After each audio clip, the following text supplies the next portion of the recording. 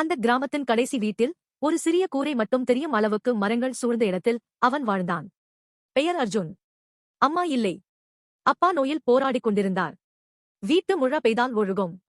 ஆனால் அர்ஜுனுக்கு ஒரு சின்ன தோட்டம் இருந்தது. அதுதான் அவன் உலகம். அவன் ஒவ்வொரு நாள் பள்ளிக்கூடத்திலிருந்து ஓடி வந்து தோட்டத்து மண்ணில் உட்கார்ந்து, இங்க ஒரு மரம் வளர்ந்தா நிறைய பழம் வரும். அப்பாக்கு நான் பழம் கொடுப்பேன். அப்பா சிரிப்பார் என்று தனக்குத்தானே சொல்லிக் கொள்வான். கண்களில் கனவு நிறைந்திருக்கும். ஒரு நாள் மழைக்குப் பிறகு மண்ணில் ஒரு சின்ன துளிர் முளைத்திருந்தது. அர்ஜுன் அதை பார்த்ததும் இதயம் திக்கென்று அடித்துக் கொண்டது. அவன் மண்டியிட்டு, நீ தாண்டா என் நம்பிக்கை என்று அந்த துளிரை தொட்டான். கைகள் நடுங்கின. நாட்கள் ஓடின.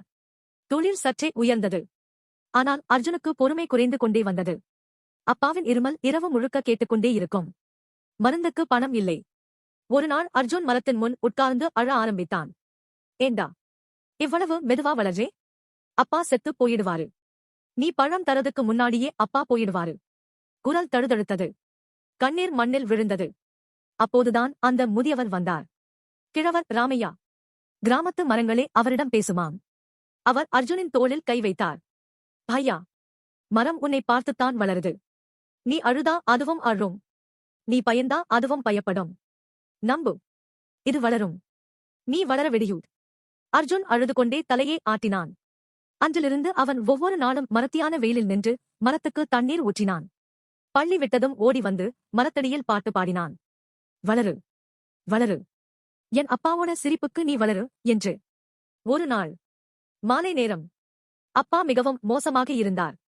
அர்ஜுன் மடியில் தலை வைத்துக் கொண்டு, பழம் சாப்பிடணும்னு ஆசையா இருக்கு பையா என்று மெல்லிய குரலில் சொன்னார். அர்ஜுன் வெளியே ஓடினான். மரத்தடிக்கு வந்து பார்த்தான். ஒரு சின்ன பழம். பச்சையாக இருந்தாலும் முதல் பழம் தொங்கிக் கொண்டிருந்தது. அவன் கண்களில் ஆறு போல கண்ணீர் வழிந்தது. அவன் கைகள் நடுங்க நடுங்க பழத்தை பறித்தான். ஓடினான். வீட்டுக்குள் புகுந்து அப்பாவின் கைகளில் அதை வைத்தான். இதோ பாரு அப்பா, என் மரம் தந்த பழம் உனக்காகவே வளர்ந்தது. அப்பா பழத்தை பார்த்து புன்னகைத்தார். முதல் முறையாக நோயோடு போராடிய அந்த முகத்தில் ஒரு புன்னகை. அர்ஜுன் அப்பாவை இறுகத் தழுவினான். இருவரும் அழுதார்கள். மகிழ்ச்சியில். அன்றிலிருந்து அர்ஜுன் மரத்தை பார்க்கும்போதெல்லாம் கண்கள் கலங்கும். அவன் முனகுவான். நீ எனக்கு பழம் மட்டும் தரல, என் அப்பாவோட சிரிப்பை திருப்பிக் கொடுத்தே. நன்றியூத். பொறுமை என்பது காத்திருப்பது மட்டுமல்ல, நம்பிக்கையோடு காத்திருப்பது. அது ஒரு சின்ன துளிர் கூட உயிரை